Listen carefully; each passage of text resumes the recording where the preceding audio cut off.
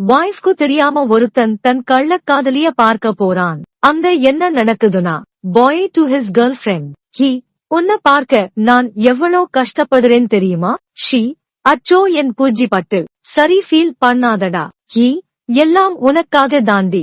She, தெரியும்டா, அப்புறம் உன்கிட்ட ரொம்ப நாளா சொல்லுறேன், ஆனா நீ பண்ணவே மாட்டேங்குற.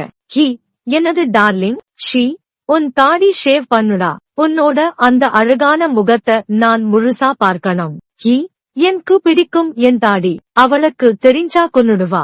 ஷி, ப்ளீஸ்டா, எனக்காக இத கூட பண்ண மாட்டியா?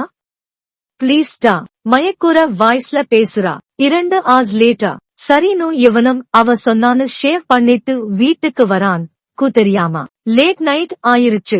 ஷேவ் பண்ணத பார்த்தா வைஃப் திட்டுவான்னு அமைதியா பூனை மாதிரி பெட்ல அப்படியே தவழ்ந்து படுக்குறான். அவன் வைஃபும் நல்லா தூங்கிட்டு இருக்கா. ஏதோ திடீர்னு சவுண்ட் கேட்டு அவ கண் முழிச்சிடுறா. இவனும் திருகிருன்னு ஷேவ் பண்ண மூஞ்சியோட முழிக்குறான். என்ன சொல்ல போறாளோன்னு. கொஞ்சம் இருட்டா இருக்கு பெட்ரூம். அப்போ அவன் வைஃப் சொல்லுறா, வைஃப், ஹே பட்டுக்குட்டி, நீ எப்படா இங்க வந்த?